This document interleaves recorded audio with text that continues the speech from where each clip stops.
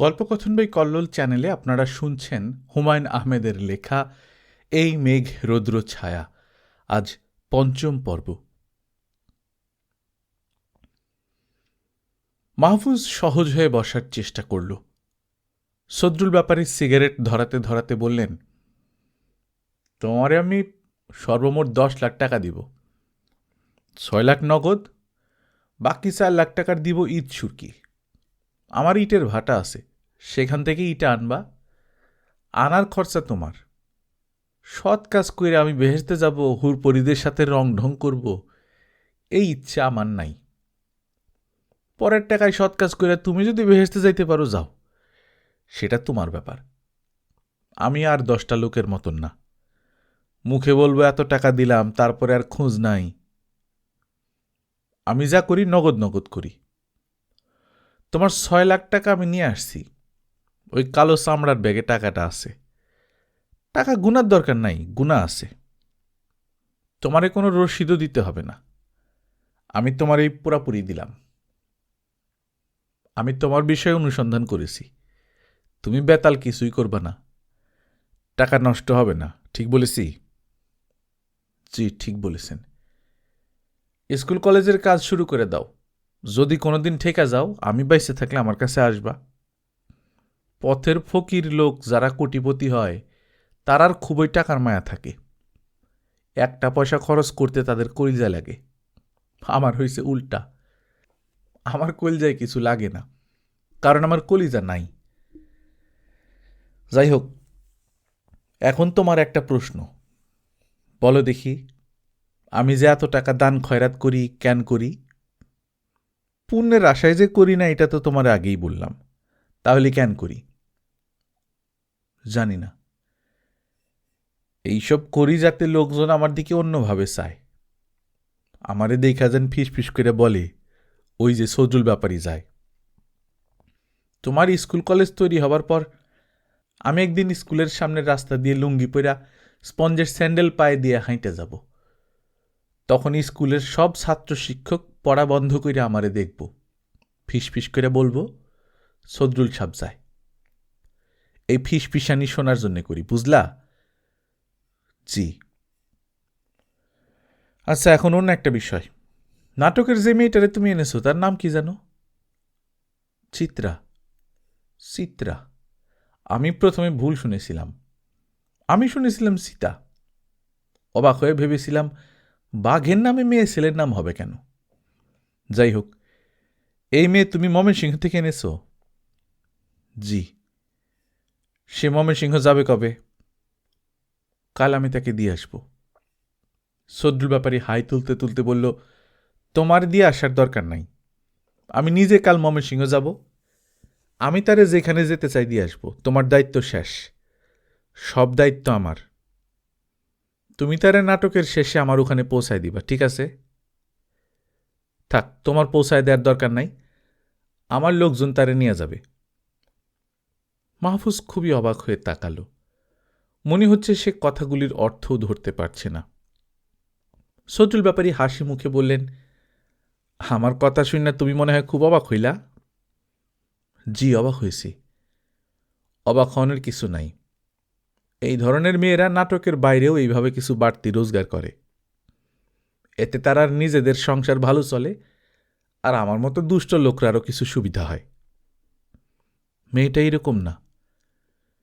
তোমার কাছে হয়তো না, তোমার কাছে এই মেয়ে ভালো ভালো কথা বলেছে, আমার কাছে বলবে না।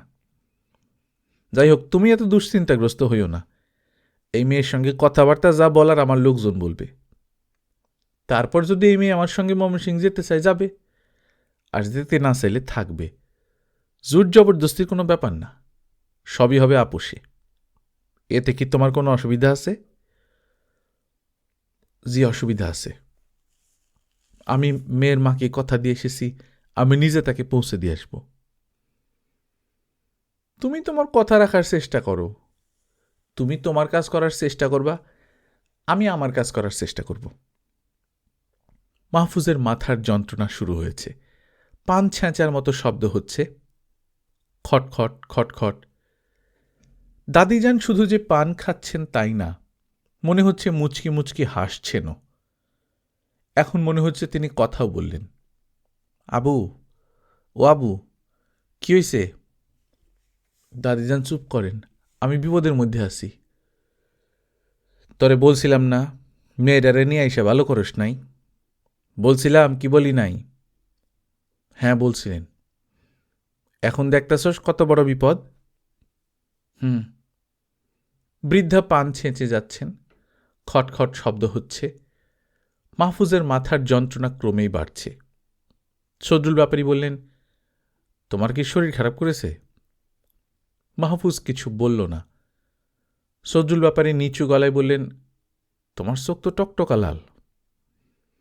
আমার মাথায় যন্ত্রণা। বেশি? বেশি। আমার কথাবার্তা শুনে কি মাথার যন্ত্রণা শুরু হয়েছে? জি। তাইলে আমি খুবই শর্মিন্দা। যাই হোক, তুমি টাকাটা নাও, নিয়ে চলে যাও। মাহফুজ বড় করে নিঃশ্বাস ফেলে বলল, আপনার টাকা আমি নিব না।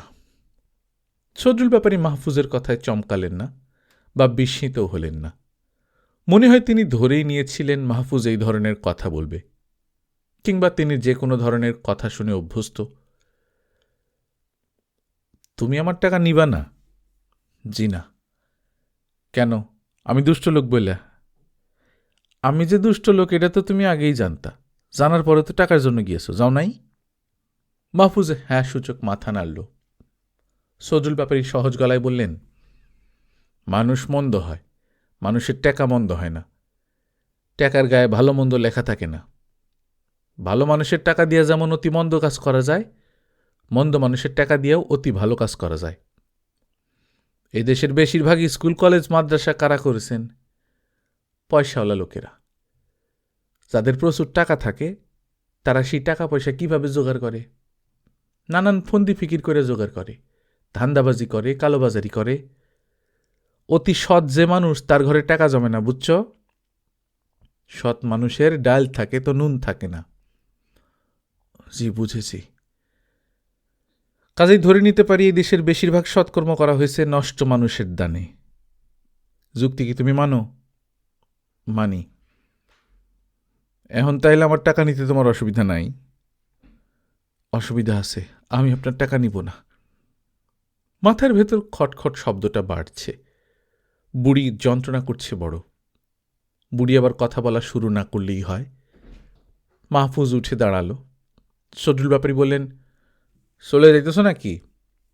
মাহফুজ বলল, জি। আচ্ছা ভালো, সৎ কাজ সৎ অর্থে করাই ভালো।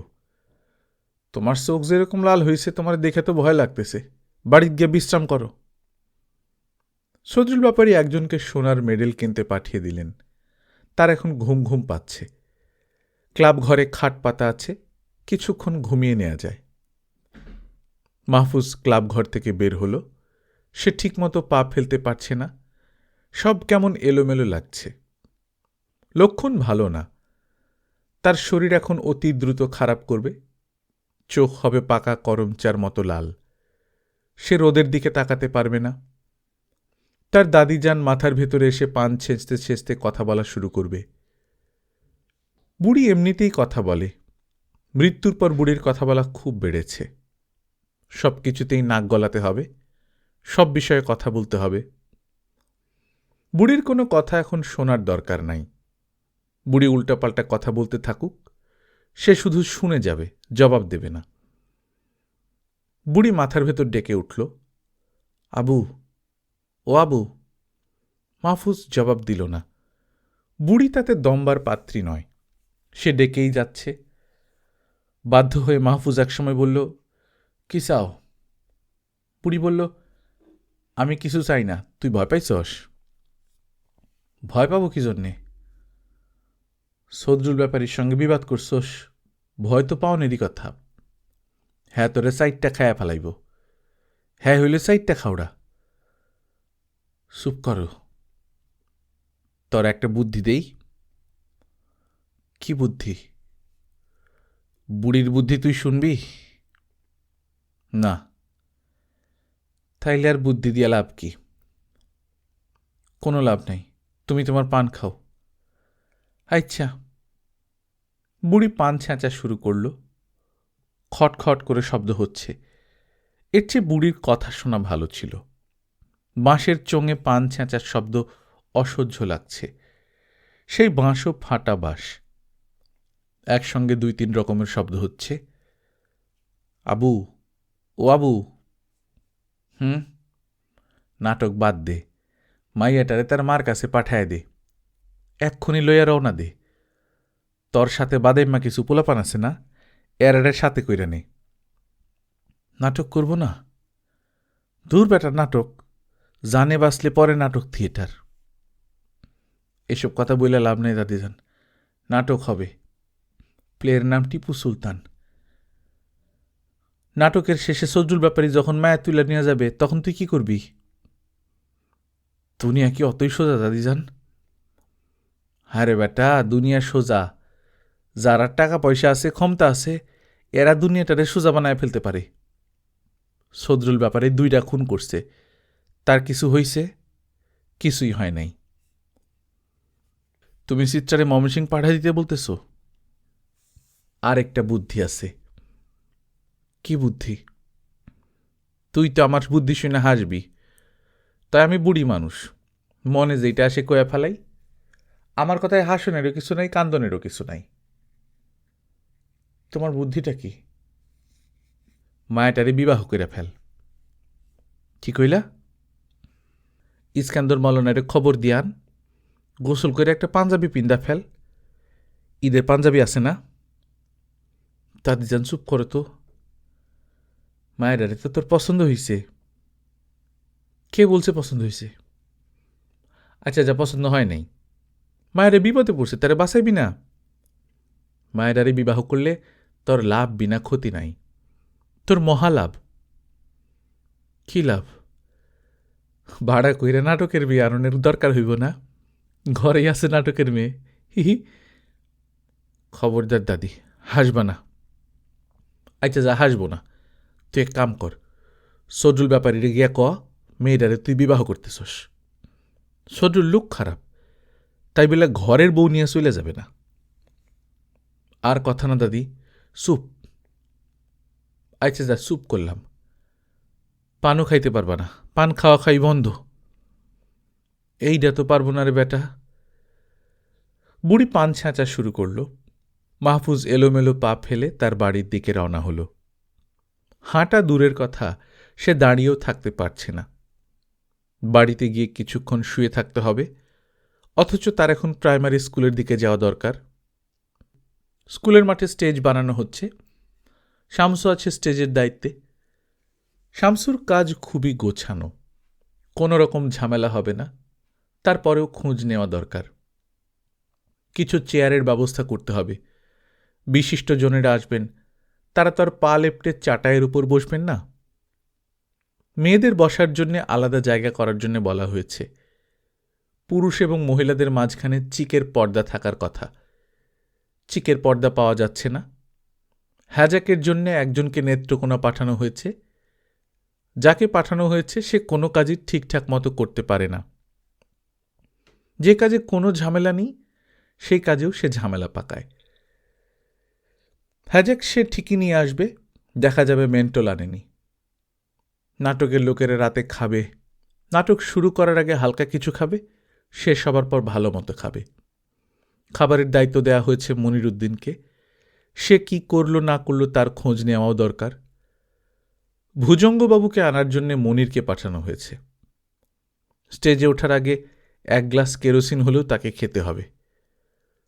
মনির যদি বুদ্ধি করে 2-1টা বোতল নিয়ে আসে তাহলে সমস্যা নেই, না আনলে আরেকজনকে নেত্রকোনা পাঠাতে হবে। মাহফুজ হাঁটতে শুরু করল। কোনো কিছু নিয়েই সে এখন দুশ্চিন্তা করবে না। সে চোখ বন্ধ করে সন্ধ্যা না হওয়া পর্যন্ত শুয়ে থাকবে। মাহফুজ, খাড়াও। তুমি দেখি আন্ধার মতো পথ চলতাছ, আমার সামনে দিয়ে গেলে আমারে দেখলা না? মাহফুজ থমকে দাঁড়াল। ক্ষুব্ধ মুখে গনি মিয়া দাঁড়িয়ে আছেন। রোদ তেমন নেই, তারপরেও একজন তার মাথার উপর ছাতা ধরে আছে। মাহফুজ লজ্জিত গলায় বলল, গনি চাচা, আমার দিশা নাই, শরীরটা খুব খারাপ করছে, মনে হয় জ্বর আসতেছে। তোমার শরীর যে খারাপ এটা তো বুঝতেছি, চোখ লাল। গনি মিয়া কি বলছেন মাহফুজের কানে ঢুকছে না। সে দাঁড়িয়ে কথাগুলি শোনার চেষ্টা করছে। লোক মুখে শুনতেছি সজল ব্যাপারী 10 লাখ টাকা নগদ দিতেছে। ঘটনা কি সত্য? আমি এখনো কিছু জানি না। দিলে আমি আশ্চর্য হব না। পথের ফকির থেকে পয়সা হইছে, এই জন্যে পয়সা লোকজনের দেখাইতে চায়। সজল ব্যাপারীর মা বাজারের নটিবটি ছিল, এইটা জানো তো। টাকা দেখাইয়া মার কলঙ্ক ঢাকতে চায়। ঠেকায় কলঙ্ক ঢাকে না। চাচা আমি যাই, শরীরটা খুব খারাপ লাগতেছে। শোনো মাহফুজ, সুলতান সাহেবের সঙ্গে আমার বসার ব্যবস্থা রাখবা। গেরামে আমার একটা ইজ্জত আছে, এটা খেয়াল রাখবা। সজ্জুল তো সুলতান সাহেবের সাথে বসবো। 10 লাখ টাকা দিতেছে, সে না বসলে কে বসবো? এক ধার দিয়া সে বসুক, আরেক ধার দিয়া যেন আমি বসি। 10 লাখ টাকা না দিলেও আমি কিছু দিব। আমার তো 10 লাখ দেওয়ানোর দরকার নাই। আমার মা তো আর নটিবটি ছিল না, কি কও? মাহফুজ চুপ করে রইল।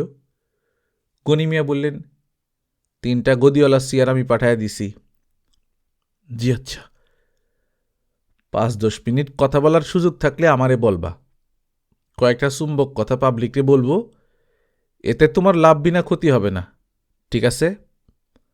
জি ঠিক আছে। তোমার শরীরের অবস্থা তো বড়ই শোচনীয়। যাও বিশ্রাম করো গিয়া। আগে শরীর ঠিক রাখবা।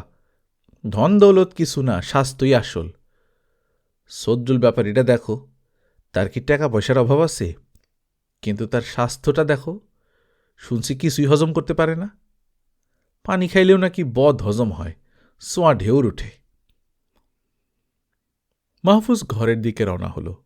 মাথার যন্ত্রণা বাড়তে শুরু করেছে। কিছুক্ষণের মধ্যেই হুঁশ জ্ঞান বলে কিছু থাকবে মনে হচ্ছে না। এটা খারাপ না, যার হুঁশ জ্ঞান নেই তার দুশ্চিন্তা নেই। সবচেয়ে সুখী মানুষ হল মৃত মানুষ। চিত্রা বারান্দায় হাঁটাহাঁটি করছিল, তার হাতে নাটকের বই। পাঠ তার মুখস্থ, তারপরেও চোখ বুলিয়ে যাওয়া। মফস্বলের নাটকে মেয়েদের রিহার্সেল হয় না, নাটকের আগে তাদের স্টেজে তুলে দেয়া হয়। চিত্রা বই থেকে মুখ তুলে খুবই আশ্চর্য হল। মাহফুজ উঠোনে দাঁড়িয়ে আছে, এমনভাবে তাকাচ্ছে যেন নিজের বাড়িঘর চিনতে পারছে না। মাহফুজকে ভয়ঙ্কর দেখাচ্ছে, মনে হচ্ছে চোখ দিয়ে টপ টপ করে রক্ত পড়বে। চিত্রা দেখে আঁতকে উঠে বলল, আপনার কি হয়েছে? মাহফুজ চট করে জবাব দিতে পারল না, তাকিয়ে রইল। তার কেমন যেন ধাঁধার মতো লাগছে। চিত্রা মেয়েটাকে এত সুন্দর লাগছে কেন? সকালেও তো এত সুন্দর লাগেনি। অবশ্য এখন বিকেল, আকাশে সামান্য মেঘ আছে। মেঘলা বিকেলে কন্যার সুন্দর আলো বের হয়। সেই আলো মনে হয় বের হয়েছে। সুলতান সাহেবের মেয়ে রানুর চেয়েও তাকে বেশি সুন্দর লাগছে। মনে হয় মেয়েটার শরীরে এখন জ্বর নেই। সে গোসল করেছে। গোসলের পরপর যে কোনো মেয়ের সৌন্দর্য 10 গুণ বেড়ে যায়। মাহফুজ থেমে থেমে বলল, তুমি কি গোসল করেছ? চিত্রা বলল, আমি গোসল করছি কি করি নাই তা দিয়ে আপনার দরকার কি? জ্বর ছিল তো, জ্বর গায়ে গোসল করা ঠিক না, এই জন্য জিজ্ঞেস করছি।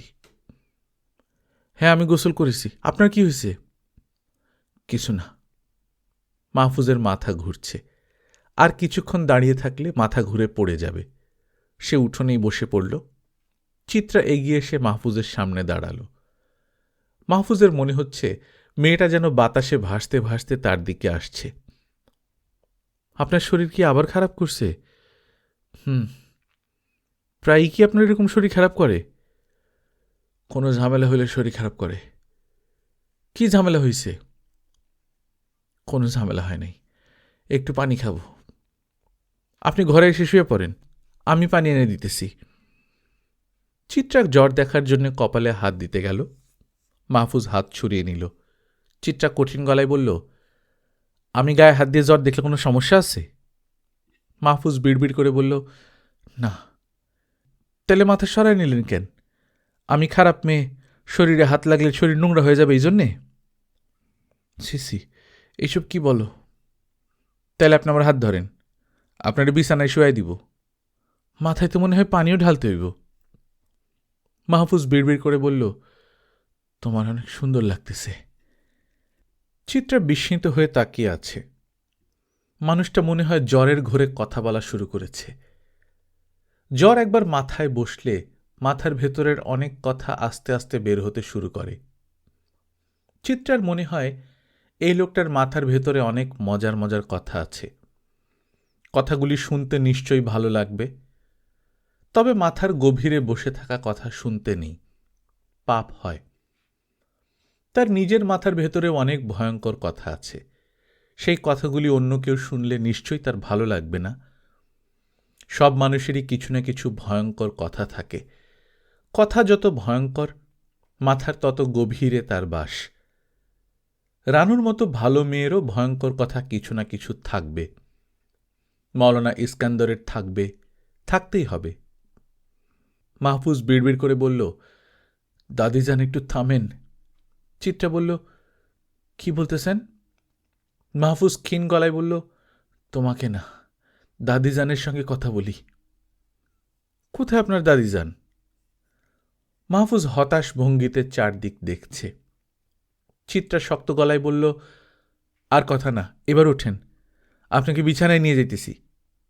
মাহফুজ বলল, তোমাকে খুবই সুন্দর লাগছে। অবেলায় গোসল করেছ তো, এই জন্যে। অবেলায় গোসল করলে মেয়েদের খুবই সুন্দর লাগে। চিত্রা বলল, গোসল না করলেও আমি সুন্দর, আর বিড়বিড় করতে হবে না, হাত ধরেন।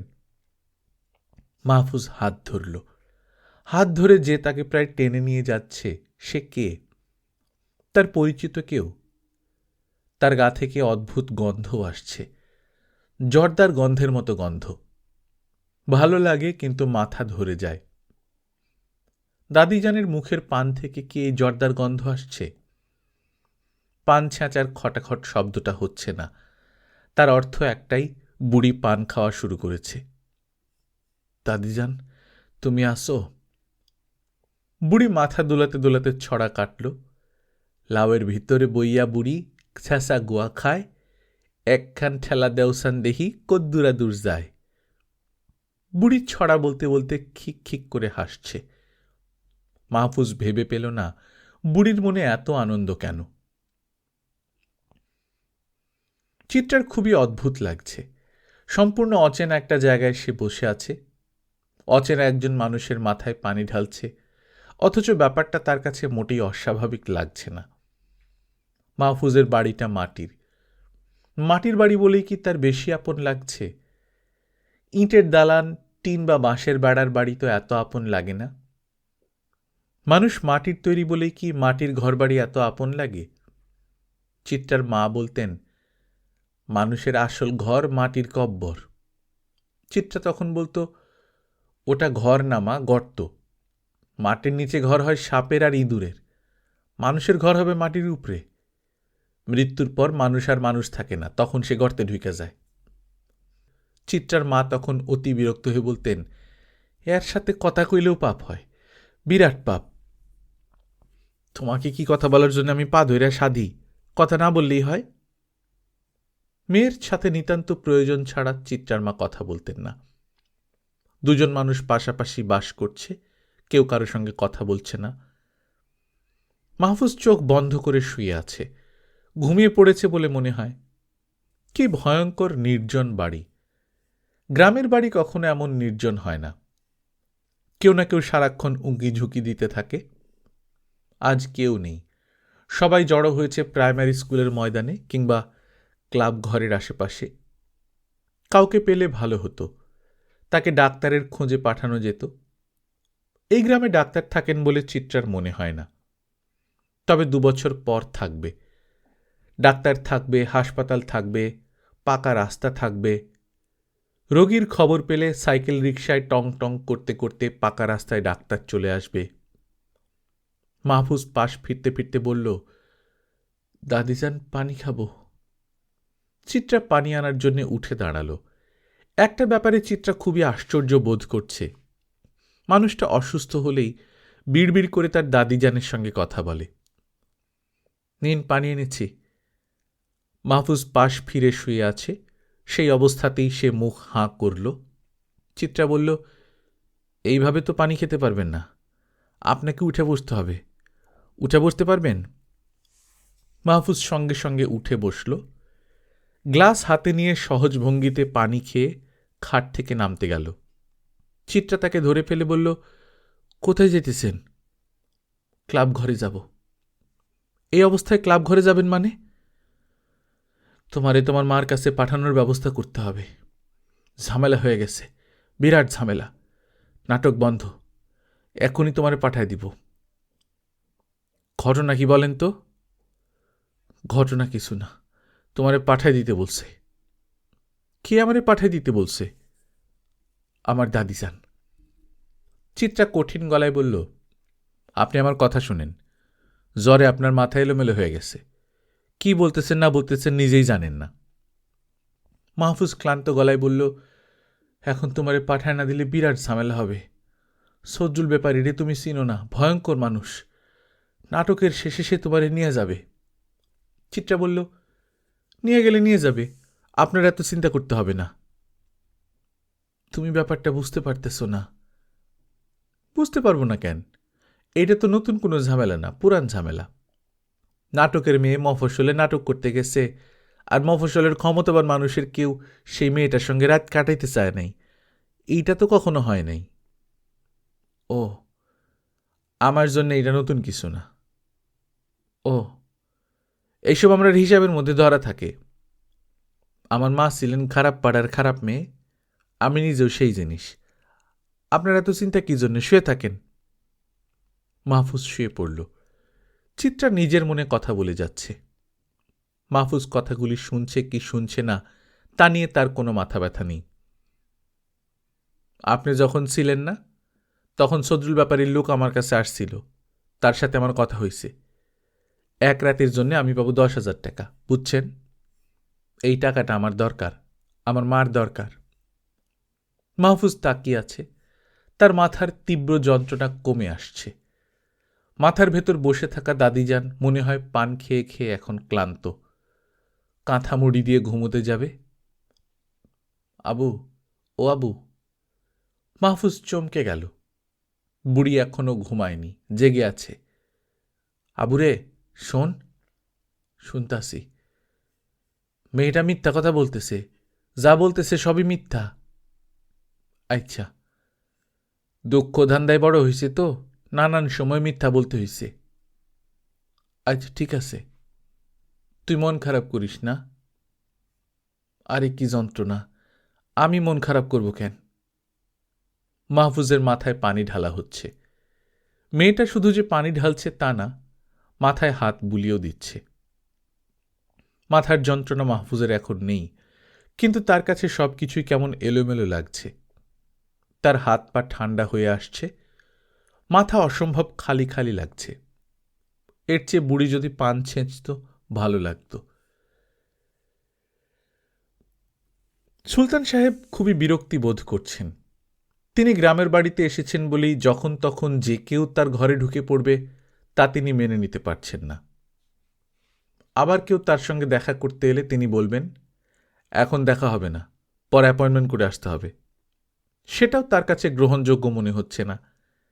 গ্রামে তিনি সহজ সাধারণ একজন মানুষ হিসেবে থাকতে চান, এমন একজন যার কাছে যে কেউ যে কোনো সময় আসতে পারে। A man has many faces. তার গ্রামের যে ছবি তা তার কর্মজীবনের ছবির মতো হবে না। কিন্তু তা বোধহয় হবার নয়। মানুষের খুব সম্ভব একটা ফেসই থাকে। তার কাছে এই মুহূর্তে একজন দেখা করতে এসেছে। দর্শন প্রার্থীর নাম সজরুল ব্যাপারী। ব্যাপারী কারো নাম হতে পারে না। ব্যবসা করলেই নামের শেষে ব্যাপারী যুক্ত করার নিয়ম থাকলে তার নিজের নাম হতো সুলতান অ্যাম্বাসেডর। লোকটার টাকা পয়সা আছে বলে সবাই তাকে তোয়াজ করছে। সেও নিশ্চয়ই তোয়াজ পেয়ে অভ্যস্ত হয়ে গেছে। ধরেই নিয়েছে সে যখন ইচ্ছা যার সঙ্গে ইচ্ছা দেখা করতে পারে। এই ধারণা ভেঙে দেয়া দরকার। তিনি ঠিক করলেন রমেশকে বলবেন আজ তিনি দেখা করবেন না, তার শরীর ভালো নেই। তার শরীর ভালোই আছে, মনটা ভালো নেই। শরীর মনের ওজন বহন করে। কোনো কারণে মন ভারী হলে শরীরের সেই ওজন বহন করতে কষ্ট হয়। সেই কষ্টটাই তার এখন হচ্ছে। রানু তার মন খারাপ করিয়ে দিয়েছে। তার সম্পর্কে রানুর ধারণা যে এতটা খারাপ তা তিনি বুঝতে পারেননি। তার বোঝা উচিত ছিল। রানু তাকে বুঝতে দেয়নি। এই বিষয়েও রানুর সঙ্গে কথা বলা দরকার। সেই কথাগুলি গুছিয়ে নেবার জন্যেও সময় লাগবে। প্রিয়জনদের সঙ্গে মানুষ সবসময় কঠিন যুদ্ধ করে। আদর্শের যুদ্ধ, পছন্দ অপছন্দের যুদ্ধ, মানসিকতার যুদ্ধ। সেই যুদ্ধ মধ্যযুগের তলোয়ার বর্ষার যুদ্ধের চেয়ে কম ভয়াবহ যুদ্ধ না। সেই যুদ্ধেও আহত হবার মতো ব্যাপার ঘটে, রক্তক্ষরণ হয়। যে কোনো যুদ্ধে প্রস্তুতি লাগে, অস্ত্র সানিয়ে নিতে হয়, তুনে ধারালো তীর জমা করতে হয়। তাকে এই কাজটা করতে হবে, যুদ্ধে নেমে যেন অস্ত্রের অভাবে যুদ্ধ বন্ধ করতে না হয়। এমন এক জটিল সময়ে সজল ব্যাপারীর সঙ্গে কেমন আছেন ভালো আছি টাইপ কথা বলা সম্ভব না। সুলতান সাহেব রমিজকে বললেন, আমার সঙ্গে যিনি দেখা করতে এসেছেন তাকে গিয়ে বলো আমি এখন পড়াশোনা করছি। তিনি যেন পরে আসেন, তার সঙ্গে পরে কথা বলবো। রমিজ অবাক হয়ে বলল, চলে যেতে বলবো? সুলতান সাহেব ভুরু কুঁচকে বললেন, হ্যাঁ চলে যেতে বলবে, তবে খুব ভদ্রভাবে বলবে। রমিজ ইতস্তত করে বলল, সজল ব্যাপারী খুবই বিশিষ্ট লোক, যত বিশিষ্টই হোক আমি এখন নিচে নামব না। সুলতান সাহেব বিস্ময়ের সঙ্গে লক্ষ্য করলেন রমিজ দাঁড়িয়ে আছে, যেতে চাচ্ছে না। রমিজকে প্রচণ্ড ধমক দেয়া উচিত। তিনি ধমক দিলেন না, সহজ গলায় বললেন, ঠিক আছে, ওনাকে বসতে বলো, আমি আসছি। আর 2 কাপ চা দাও, ঘরে কোনো খাবার থাকলেও দাও। রমিজের মুখে হাসি দেখা গেল। মনে হলো সে বিরাট বিপদের হাত থেকে অল্পের জন্য রক্ষা পেয়েছে। সজল ব্যাপারীর মতো বিশিষ্ট লোককে অপমানের হাত থেকে রক্ষা করেছে। সুলতান সাহেবকে দেখে সজল ব্যাপারী উঠে দাঁড়াল, অত্যন্ত বিনয়ের সঙ্গে বলল, স্যার আমি খুবই শর্মিন্দা যে আপনারে বিরক্ত করতেছি। বিশ্রাম করতেছিলেন? কোনো অসুবিধা নেই, বসুন। আপনাকে দেখার বড়ই শখ ছিল, শখ মিটানোর জন্য এসেছি। শখ মিটেছে? জি মিটেছে। আমার মনে যখন যেই শখ উঠে, শখ মিটায় ফেলার চেষ্টা করি। মাওলানা ইস্কান্দর সাহেবরে দেখনের শখ ছিল, দেখলাম। আপনারে দেখনের শখ ছিল, দেখলাম। লোকজন তাজমহলে যায়, সমুদ্র দেখতে যায়, আমি যাই মানুষ দেখতে। আসল মজা মানুষের মধ্যে। সুলতান সাহেব লোকটির কথা বলার কায়দায় অবাক হয়ে গেলেন। অশিক্ষিত মানুষ এমন গুছিয়ে কথা বলে না। সুলতান সাহেব বললেন, আপনার প্রধান কাজ তাহলে মানুষ দেখে বেড়ানো? সজল ব্যাপারীর সঙ্গে সঙ্গে বলল, জি না, এইটা আমার শখ। কোনো মানুষ সম্পর্কে যখন বিশেষ কিছু শুনি তখন মানুষটারে দেখতে ইচ্ছা করে। আপনি আমার সম্পর্কে বিশেষ কি শুনেছেন? অনেক কিছুই শুনেছি জনাব। আপনি একটি বই লিখেছেন, সেই বই সংগ্রহ করে পড়েছি, অত্যন্ত তৃপ্তি পেয়েছি। কিছু অতি সত্য কথা লিখেছেন। সুলতান সাহেবের ভুরু কুঁচকে গেল। একটি বই তিনি ঠিকই লিখেছেন, বাংলাদেশের স্বাধীনতা যুদ্ধ নিয়ে লেখা বই, নাম দ্য এন্ড গেম।